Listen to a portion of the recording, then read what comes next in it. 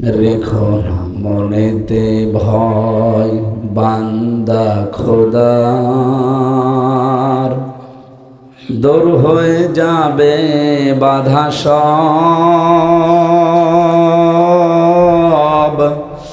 তোমার আমার এক মালিক আছেন আমাদের রব, আছেন আমাদের রব। পৃথিবীতে 3টা কাজে সওয়াব ডবল হয় আর 3টা কাজে গুনাহ ডবল হয়। 3টা কাজে সওয়াব বেশি হয়, ডবল হয় কোন কাজে? তার 1 নম্বরে কোরআনের জন্য যদি কেউ কষ্ট করে, ওই কষ্টের জন্য আল্লাহ তাকে সওয়াব ডবল দেবে। জিহাদের ময়দানে যদি কেউ কাজ করে, ওই জিহাদের কারণে আল্লাহ তার সওয়াব দেবেন ডবল। পরিবারস্থ লোকদের জন্য কোনো মানুষ যদি দুনিয়াতে কাজ করে, পরিবারের মুখে হালাল খাবার তুলে দেওয়ার জন্য যারা শ্রম দেয়, কষ্ট করে, আল্লাহ তাদেরও সওয়াব, উজরত, পারিশ্রমিক ডবল দেবেন। সিস্টেম অপর পৃষ্ঠায় দেখুন, এই দুনিয়াতে যারা 3টা অপরাধ করবে, ইউদাআফু লাহুল আযাবু ইয়াউমাল কিয়ামাহ ওয়া ইয়াখলুদ ফীহি মুহানা। সূরা ফুরকানের ভেতরে আছে ৭০ নম্বর আয়াতে আল্লাহ জানিয়েছেন, এই পৃথিবীর ময়দানে শেষ করার পরে কিয়ামতের দিন তাদের এই শাস্তিগুলো আমি আল্লাহ ডবল করে দেব এবং নিকৃষ্ট একটা জায়গায় অবস্থান করার জন্য তাদেরকে পাঠাবো, চিরকাল সেখানে তারা থাকবে।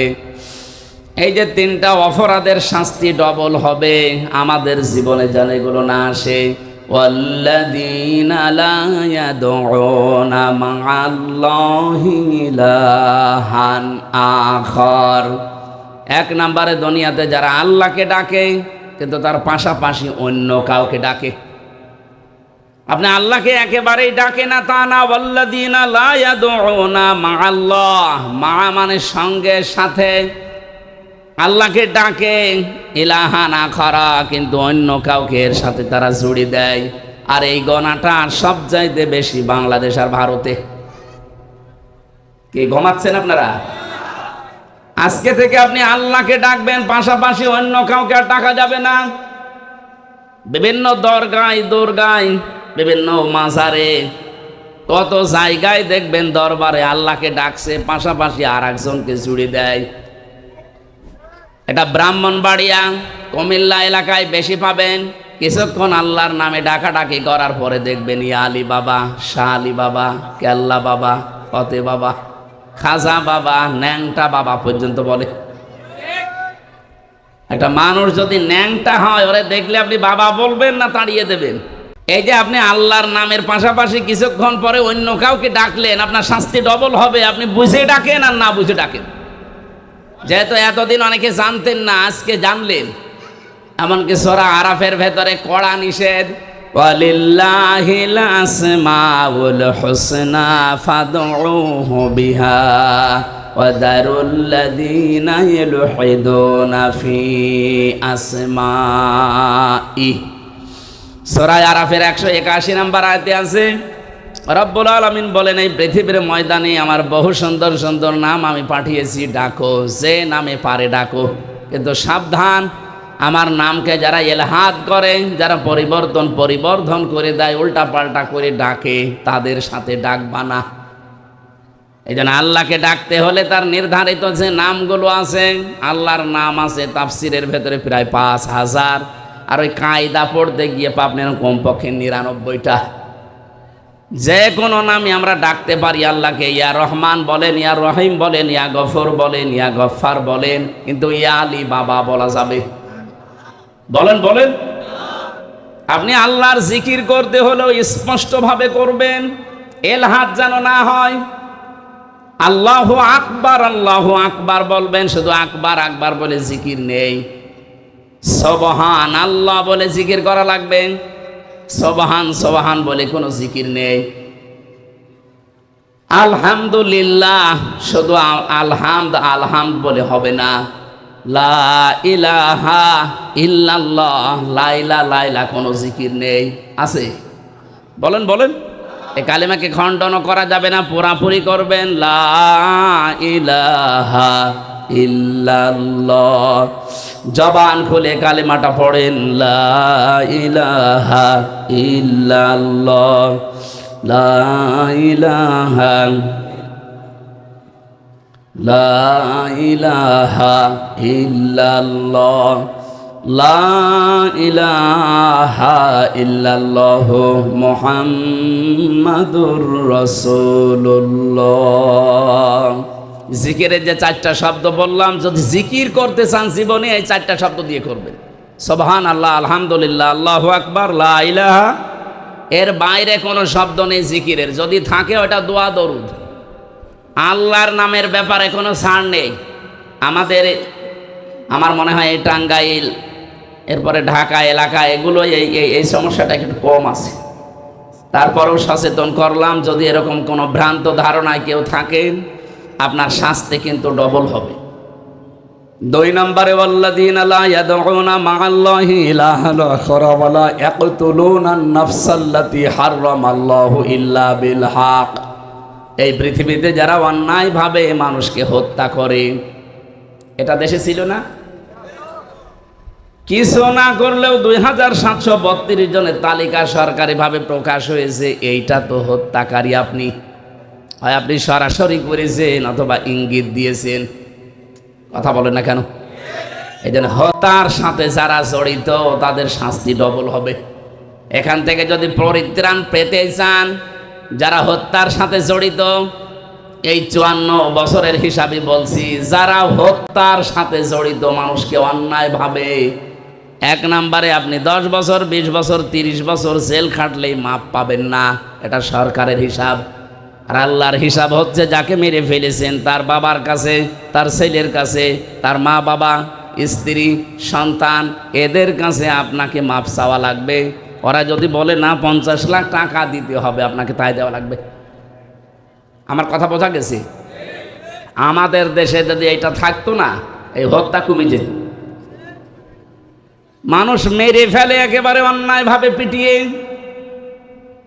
ধরে নিয়ে যায় পুলিশে, জেলখানায় দেয়। কিছুদিন পরে দেখা যাচ্ছে ফাঁসির আসামি ছিল, তারপরও বের হয়ে চলে আসে। এমনকি 15.5 বছরে বহু মানুষ রাষ্ট্রপতির বিশেষ ক্ষমায় বের হয়ে গেছে।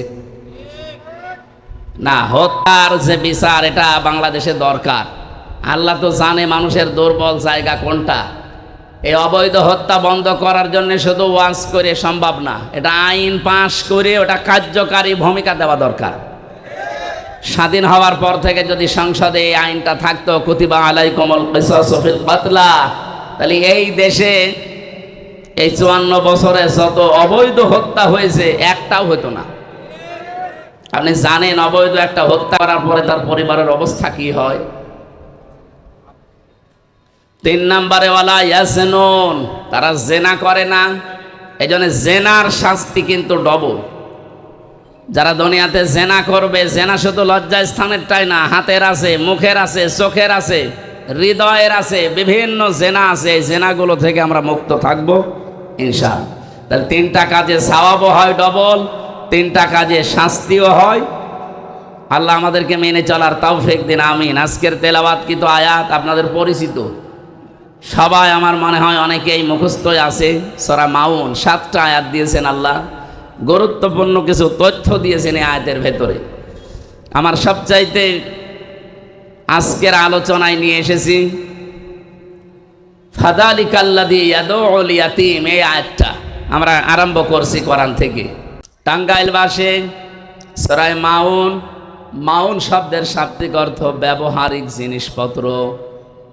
রব্বুল আলামিন বলেন, আরো আইতাল্লাযী ইউকাযযিবু বিদ্দীন, আরো আইতা, হরফে ইস্তেফহাম, প্রশ্নবোধক চিহ্ন, এটা ইন্টারগেটিভ সেন্টেন্স।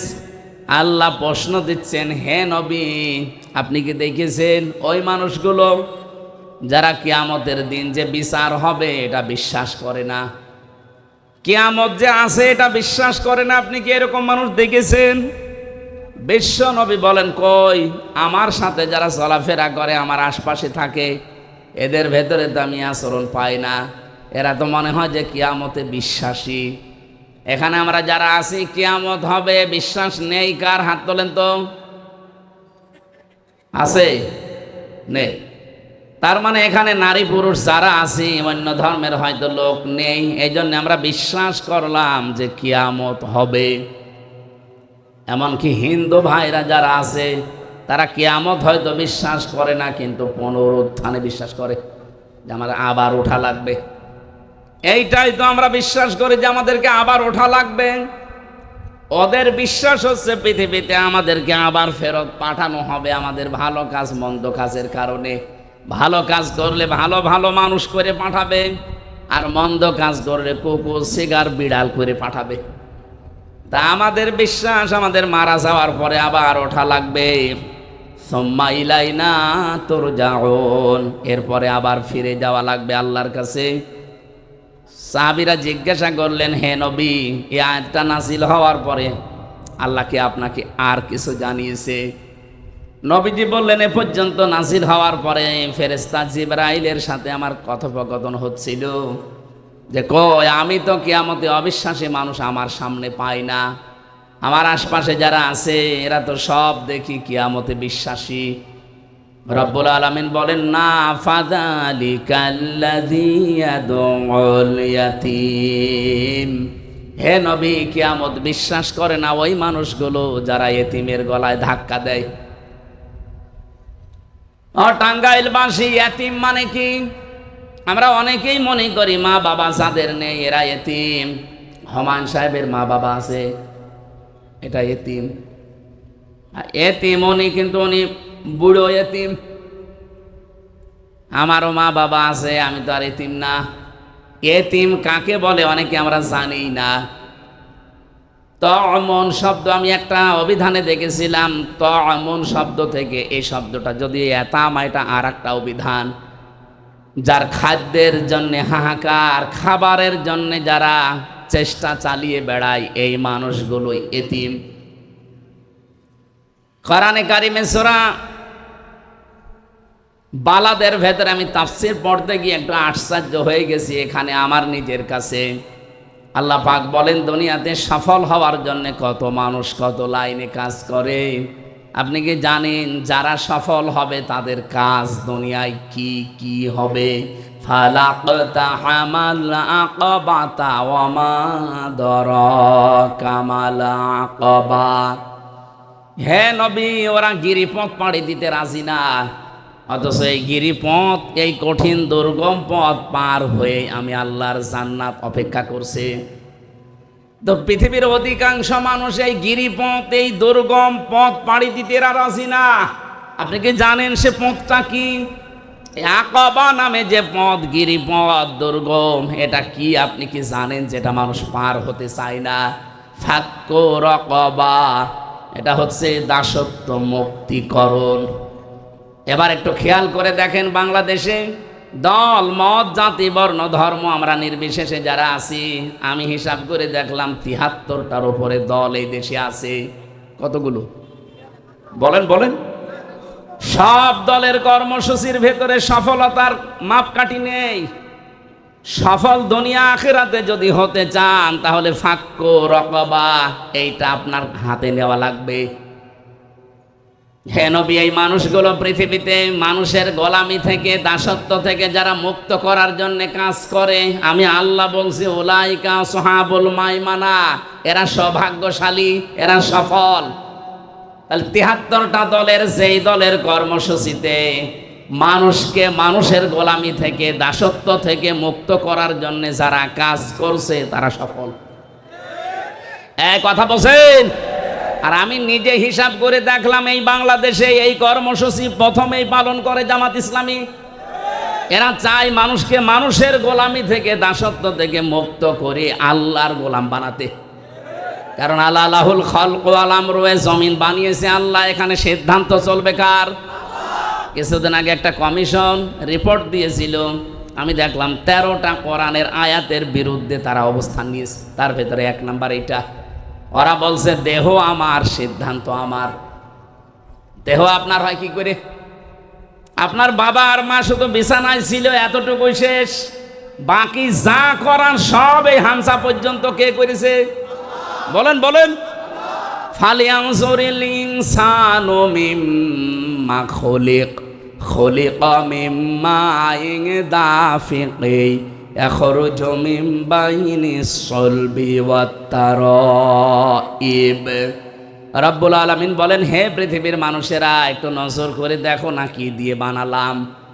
বাবার স্ফলিঙ্গ দিয়ে দ্রুত গতিতে বের হয়ে যাওয়ায় না পাক পানি দিয়ে আমি আল্লাহ তোমারে বানিয়েছি। আল্লাহ এখানে সলবন এক বচন দিয়েছেন, আর তারাইব দিয়েছেন বহু বচন।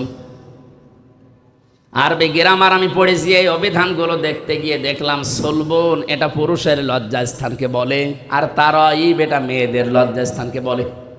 বলেন তো, মানুষ তৈরি করার জন্য মা বাবা দুইজনের লাগে না একজন হলেই হয়? বলেন বলেন। কিন্তু বাবার ক্ষেত্রে আল্লাহ এক বচন দিলেন কেন, আর মায়ের ক্ষেত্রে বহু বচন দিলেন? বহু বচন দিয়েছেন, দ্বিবচনও না। বহু বচন হয় কখন? যখন দুইয়ের অধিক হয়। আল্লাহ বাবার ক্ষেত্রে এক বচন দেওয়ার কারণ, বাবা শুধু বিছানায় ছিল এই এতটুকুই, কিন্তু মায়ের যেটা পেটে যে বহন করা 10 মাস 10 দিন, আজ পর্যন্ত কোনো বাবা এটা টের পায়নি। পেয়েছে? 2 নম্বরে, ডেলিভারির যে কষ্টটা, বিজ্ঞান এখন কষ্ট পরিমাপ করতে পারে যে কষ্ট কি করে আপনি পান। এই যে সামিয়ানাটা যদি এই ভাইকে বলে এটা একটু পরিমাপ করে দেন তো, উনি ফিতা দিয়ে মেপে দিতে পারবে না। বলেন, কষ্ট যে আপনি পান এটা পরিমাপ করার যন্ত্র আছে। এই পৃথিবীতে যত পুরুষ মানুষ আমরা আছি, সর্বোচ্চ 45 ডিগ্রি 45 ইউনিট কষ্ট যদি আপনাকে দেওয়া হয়, আপনি মরে যাবেন। এর বেশি কষ্ট পেলে মাতুন তখন হার্ট অ্যাটাক করে, হার্ট ফেল করে। কিন্তু একজন মা আমাদের মুখ এই দুনিয়ায় দেখাতে গিয়ে 57 ইউনিট কষ্ট সহ্য করে। পৃথিবীর কত শক্তিশালী পুরুষ হোক এটা পারবে না। বলেন তো, কোথায় 45, কোথায় 57? 32টা নাড়ি ছিঁড়তে ছিঁড়তে আসে একটা মানুষ। এরপরে 3 নাম্বার, 2 বছর পর্যন্ত সন্তানকে দুধ খাওয়ানো লাগে। এটা দুনিয়ার কোনো বাবা আজ পর্যন্ত টের পেয়েছে? টের পাবে কি করে? বাবাদের মেশিনপত্র আছে, এটা সব আল্লাহ মাকে দিয়েছেন। যদিও দুধ খাওয়ানোর দায়িত্ব মায়ের না, দুধ খাওয়ানোর দায়িত্ব কিন্তু বাবার। প্রশ্ন আসতে পারে, এতদিন পরে নতুন কথা শুনলাম, বাবা দুধ খাওয়াবে, জিনিসপত্র পাবে কোথায়? দায়িত্ব বাবার, মা পালন করে দিচ্ছে। আপনি কোরআনে দেখবেন সূরা বাকারা 2 নম্বর পারা 17 নম্বর পৃষ্ঠার 1 নম্বর লাইনে 233 নম্বর আয়াতে আছে, ওয়াল ওয়ালিদাতু ইউরদি'না আওলাদাহুন্না হাওলাইনি কামিলাইনি লিমান আরাদা আইয়ুতিম্মা আর-রাদা। এটা মুযাক্কার শব্দ। এখানে যারা আরবি বোঝে, মুযাক্কার মানে পুরুষ আর মুআন্নাস মানে মহিলা। আল্লাহ মেয়েদের নাম না দিয়ে লিমান আরাদা আইয়ুতিম্মা দিয়েছেন, যে দুধ খাওয়ানোর দায়িত্ব বাবার, পালন করে দেয় কে? মা যদি এই খাওয়ানো বাদ দেয়, মায়ের গুনাহ হবে না। দুধ খাওয়ানোর দায়িত্ব পেলাম কার বলেন তো? বাবার। মা পালন করে দিচ্ছে 2 বছর পর্যন্ত। এই যে 3টা কষ্ট দুনিয়ায় কোনো বাবা পায়নি, এই জন্য আল্লাহ তারাই বহু বচন দিয়েছেন। নবীজি আয়াতের ব্যাখ্যা করতে গিয়ে জানিয়েছেন, পৃথিবীতে বাবার চাইতে মায়ের সম্মান কমপক্ষে 3 গুণ আল্লাহ বেশি দিয়েছেন। হক, তাদের মর্যাদা, সম্মান। আল্লাহ আমাদের মায়েদের প্রতি যে হক আছে এগুলো পালন করার তৌফিক দেন। বলেন আমিন। আমি যে কথা জানাচ্ছিলাম যে পৃথিবী তৈরি করেছে আল্লাহ, এখানে বিধান দেওয়ার ক্ষমতা একমাত্র কার? সুতরাং আমরা যদি সফল হতে চাই তাহলে এই কাজ আমাদেরও হাতে নেওয়া লাগবে। আমরা চাই মানুষকে মানুষের গোলামি থেকে, মানুষের দাসত্ব থেকে মুক্ত করে আল্লাহর দাস বানাতে। আর এই কর্মসূচি জামাত ইসলামী বাংলাদেশের হাতে আছে। তারা চায় জমিন আল্লাহর, বিধান চলবে কার?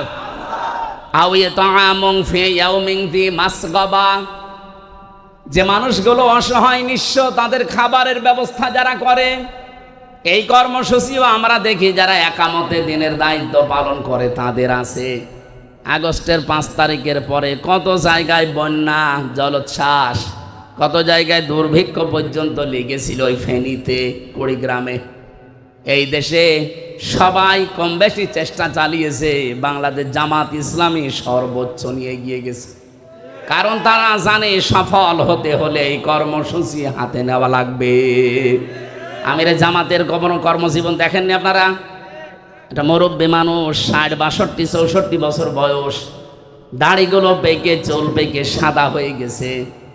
এ পর্যন্ত পানির ভেতরে নেমে কুড়িগ্রামে ফেনীতে খাবার দিয়ে বেড়াচ্ছে। একটা একটা করে এখানে 5টা কর্মসূচির কথা আছে। আমার যেহেতু আর একটা কাজ আছে, এই জন্য আমরা খুব তাড়াতাড়ি করছি।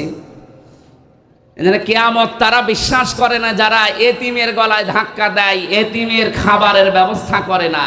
এতিম আংদা মাকরবা, নিকট আত্মীয়র ভেতরে যারা এতিম অসহায়, এই মানুষগুলোর পেছনে পাশে দাঁড়ানোর কথা আল্লাহ জানিয়েছেন কোরআনে।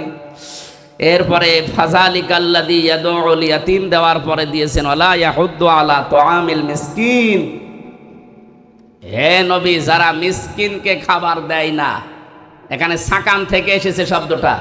বসবাস করার জায়গা নেই যাদের, এই মানুষগুলোকে ঘরও নেই, এদেরকে মিসকিন বলা হয়। যারা মানুষের মাথা গোজার ঠাঁই তৈরি করে দেয়, এ তো বাস্তবতা আমরা দেখি, অনেকের ঘর আরো কেড়িয়ে নেয়। তার মাথা গোজার ঠাঁই তৈরি করে দেওয়া এতিম অসহায় যারা মিসকিন, এই মানুষগুলোকে নিজে খাবার দেওয়া, খাবারের জন্য উৎসাহ তৈরি করা। এই কর্মসূচিগুলো আমরা দল মত নির্বিশেষে যেন হাতে নিতে পারি, তাহলে আপনি কিয়ামতে বিশ্বাসী। আর যদি এই কাজগুলো না করেন, আপনি যতই নামাজ পড়েন, রোজা রাখেন না, আপনি কিয়ামত বিশ্বাস করেন না। এরপরে যে কথাগুলো আছে, কঠিন কঠিন বিষয় দিয়েছেন। ফাযালিকাল্লাযী ইয়াদউল ইয়াতীম ওয়ালা ইয়াহুদ্দু আলা তুআমিল মিসকিন ফাওয়াইলুল লিল মুসাল্লিন। এক একটা আয়াতের ভেতরে হাজার হাজার কথা আছে। এ পৃথিবীতে আপনি হয়তো মারা যাবেন, কিন্তু যা লিখে যাবেন ওইটা তো আর মারা যায় না। কি ওটা মারা যায়?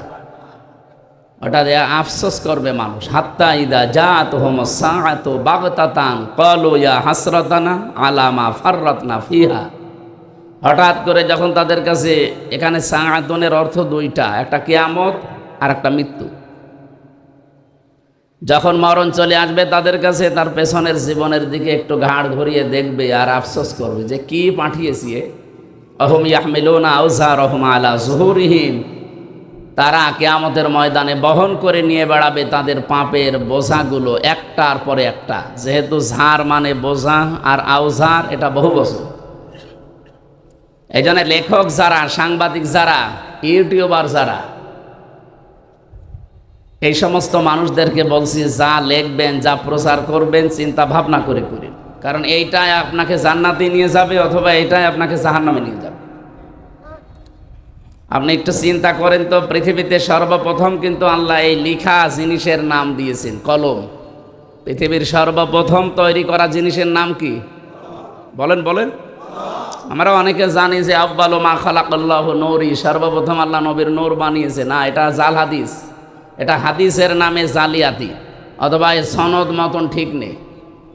এর মতন ঠিক থাকলেও সনদ ঠিক নেই। কথাটা কিন্তু ভালোই আছে, আউয়ালু মা খালাকাল্লাহু নূরি, সর্বপ্রথম আল্লাহ নবীর নূর বানিয়েছে। কথাটা তো ভালোই লাগছে, কিন্তু কোরআন আর হাদিস বলে সর্বপ্রথম আল্লাহ কলম বানিয়েছে। কেন? আমি চিন্তা করে দেখেছি, পৃথিবীর যত ভালো কাজ আর মন্দ কাজের মূলে এই কলম। আব্দুল সালাম পিন্টু সাহেবকে 17 বছর এই যে অন্ধকার জীবনে রেখে দিয়েছিল একটা আবদ্ধ ঘরে। কি দিয়ে? কি কথা বলেন না কেন? আমার জীবনেও 3টা বছর কেড়ে নিল বিনা কারণে। কি দিয়ে? যারা জমি জাল দলিল করে নেয়। কি দিয়ে? না, এই এলাকায় মনে হয় জমি এখনো জাল দলিল হয় না। বহু মানুষ আছে, দেখতে ভালো লাগে, কিন্তু ভাইয়ের জমি আস্তে করে নিজের নামে জাল দলিল করে লিখে নিয়েছে। যারা এই যে শরিক ফাঁকি দেয়, নিজের ভাই হোক, বোন হোক, মেয়ে হোক, ফুফু হোক, শরিক যারা ফাঁকি দিয়েছেন, স্পষ্ট কথা, আপনার 2টা ক্ষতি হবে। ওই দিন থেকে কোনোদিন আর জীবনের কোনো ইবাদত আল্লাহর দরবারে কবুল হবে না। শরিক যারা ফাঁকি দেয়। একজন আবার হাত তালি দিচ্ছে, ও মনে হয় ঝামেলায় ভুগেছে। 2 নম্বরে, আপনি যখন মারা যাবেন, আপনার ঈমান নসিব হবে না, আপনি বেঈমান হয়ে মারা যাবেন। বলেন তো অন্য বছরের কথা বাদ দিলাম, এই 17 বছর যারা দায়িত্বে ছিল এরা কত কিছু মেরে খেয়েছে মানুষের, হয় ভাইয়েরটা, বোনেরটা, সন্তানেরটা, ফোফরটা, নয় জনগণেরটা। যারা জনগণের সম্পদও এভাবে মেরে খেয়েছেন, এক পদ্মা সেতু বানাতে যদি 1000 কোটি টাকা লাগে, আপনি টাকা নিয়েছেন 3000 কোটি টাকা, ওইটা দিয়ে আরও 3টা বানানো যেত। তো এইভাবে যারা আত্মসাৎ করলেন, যেদিন এরকম কর্মকাণ্ডে আপনি জড়িত, ওই দিন থেকে আপনার জীবনের কিচ্ছু কবুল হয়নি আর। তাহলে আপনি হজ করেছেন, এই হজটা মাঠে মারা গেছে, এই কথা বললেন না কেন? আপনি মাদ্রাসা বানিয়েছেন, ও মাদ্রাসাও কবুল হয়নি। আপনি যা করেছেন দুনিয়ায় ভালো কাজ, ওই পর্যন্ত শেষ, আর আকাশে ওঠে না। 2 নম্বরে আপনি যখন মারা যাবেন, এই সম্পদগুলো তাকে ফেরত না দিয়ে, এই হক যদি আদায় না করে মারা যান, আপনি ঈমান পাবেন না, বেঈমান হয়ে মরবেন। তিরমিজি শরীফের এই হাদিসকে আমি বানিয়ে বললাম, জবাব দেন, বানিয়ে বললাম? আমাদের জীবনে যেন এর পুনরাবৃত্তি না ঘটে। আবার যারা করেছে তো করেছে, মরেছে, আমরা যেন আর না করি। নাকি আমরাও আবার করার জন্য প্রস্তুতি নেব? না, আমরা সতর্ক হব ইনশাআল্লাহ। অনেক মানুষ, এই যে মেয়েরা বিভিন্ন জায়গায় যারা বনের জমি মনে করে যে বনের জমি নাই, মাঠের তা দিলাম, বাড়িরটাও দেওয়া লাগবে। কেন? ওইটা কি আপনার বাবা জন্ম দেয়নি, নাকি ও কি ডাউনলোড করে নিয়ে এসেছে? আপনি বাবা জন্ম, এই জন্যে আপনার জমি সব জায়গায় পাবেন, বাড়ি পাবেন, মাঠে পাবেন।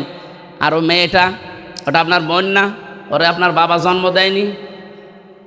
ওরে শুধু মাঠের তা দেবেন আর বাড়িরটা বলবেন তোর জন্য দোয়া করে দিলাম, যা আর মাঝে মাঝে আসবি। একটা কথা হইল, সাহাবা একরাম যখন জমি জায়গা বাড়ি ঘর ভাগ করতেন, খাবারের জন্য যে পানি খেতে গ্লাস লাগে, এই গ্লাস পর্যন্ত বোনকে ভাগ করে দিতে। এরকম মানুষ দেশে পাওয়া যায় খুব কম। এই কথা বললেন না কেন? আরে এইটা আসল জিনিস। নামাজ তো মানুষ এমনি পড়বে, রোজা তো মানুষ রাখবে, কিন্তু এই বাস্তবতার এবাদতগুলো মানুষ অধিকাংশগুলো করতে চায় না। বলে এ আর কি, এতটুকুই কিছু হবে, হবে না মানে আপনি টের পাবেন যখন দেখবেন মারা যাওয়ার পরে যে কিছুই কবুল হয়নি, তখন টের পাবেন। আল্লাহ আমাদেরকে তুমি বাঁচাও, বলেন আমিন। এই কলমের দ্বারা যত অপরাধ দুনিয়াতে হয়, পৃথিবীর অন্য কিছু দিয়ে এত অপরাধ হয় না। আর এই কলম দ্বারাও যত ভালো কাজ হয়, পৃথিবীর অন্য কিছু দিয়ে এত ভালো কাজ করা যায় না। হুমায়ুন আহমেদের নাম শোনেননি? এটা মনে হয় টাঙ্গাইল না? ওর বাড়ি ছিল মনে হয় নেত্রকোনা। উনি যতগুলো বই লিখেছে তার ভেতরে অন্যতম একটা বই পবিত্র ভালোবাসা। পড়েছেন কোনো দিন? আমি উপন্যাস পড়েছিলাম, পরবর্তীতে এটা দিয়ে সিনেমা বানিয়েছে। বাংলাদেশে নেকেড মহিলা যত আছে তার ভেতরে অন্যতম একজন, রাজশাহী বাড়ি, ওই মহিলাকে দিয়ে নায়িকা বানিয়েছে এবং নায়ক বানিয়েছে চট্টগ্রামের একজনকে দিয়ে। একটা হিন্দুর পাঠ দিয়েছে তারে, আর এই মুসলমান বোরকা পরা একটা মেয়ে, কলেজের ছাত্রী। আর এই হিন্দু এই ব্যাটার সাথে মন দেওয়া নেওয়া, শেষ পর্যন্ত তারা পালিয়ে বিয়ে করেছে। উনি লিখে মারা গেল, এই যে হিন্দু আর মুসলিম 2 জন ছেলে মেয়ে বিয়ে করেছে, এই বিয়ে কি জায়েজ? বলেন বলেন। ওয়ালা তানকিহুল মুশরিকিনা হাত্তা ইউমিনু, যতক্ষণ পর্যন্ত একজন অমুসলিম এই ঈমান গ্রহণ না করবে, তার সাথে আত্মীয়তা করা জায়েজ নেই একজন মুসলিম। এই ঘোষণাকে আমি বানালাম। বলেন বলেন। আমরা দেখেছি বাংলাদেশে অনেকে এই কাজ করেছে, ছেলে মুসলমানের, মেয়ে খ্রিস্টানের। এটা আমি বানালাম না, এদেশে হয়নি। এ কি বিয়ে হয়েছে? কোরআন হাইলাইট করে আপনি কোরআনকে বাদ দিয়ে পারিবারিক জীবন গঠন করলেন, আর বলেন যে আমি দেশপ্রেম দেখিয়েছি, আমার পোশাক আশাক যা আছে সব বিদেশি, আমার মাথার যে ক্যাপ ছিল ওইটা বিদেশি, সকালবেলা যে বিরাস করে এসেছে ও বিরাসও বিদেশি, প্রেস্ট বিদেশি, পায়ের জোতা থেকে শুরু করে মাথার সব কিছু বিদেশি, বিয়ে করেছে বিদেশি, সন্তানাদি বিদেশি। আর দাবি করে দেশি। এরকম মানুষ দেশে ছিল না? বলেন। আমাদের এখানে শিক্ষা নেওয়া দরকার। এই যে এই লোকটা বই লিখে চলে গেল, এই মুসলিম মেয়েটাকে, এই বোরকা পরা মেয়েটাকে কালার করার জন্য এই বইটা লেখা হয়েছিল, যে মুসলমানদের বোরকা পরা মেয়েরা, পর্দাশীল যারা পর্দাশীলা এই মহিলারা কত নিচে নামতে পারে। এই সিনেমাটা প্রায় 4,500 ভাষায় রূপান্তর হবে, বিভিন্ন দেশে যাবে, ডাবিং হয়ে ওই দেশের ভাষায় মানুষ দেখবে। মুসলমানরা নাই কিছু মনে করলো না, কিন্তু অন্য ধর্মের যারা আছে তারা, ইসলাম যারা দেখতে পারে না, ওরা খারাপ ধারণা করবে না করবে না? যিনি লিখেছিলেন উনি তো মারা গেছে, কিন্তু এই লিখিত বই, এই নভেল, নাটক, সিনেমা কি মরে গেছে? এই যতদিন পর্যন্ত থাকবে, যত মানুষ ইসলাম এবং আল্লাহর এই বিধান পর্দা নিয়ে খারাপ ধারণা করবে, ওর আমল নামায় এই গোনাগুলো যেতেই থাকবে। আল্লাহ এই জন্যে ছাড় না দিয়ে আউসার দিয়েছেন, যে আপনি হয়তো মারা যাবেন।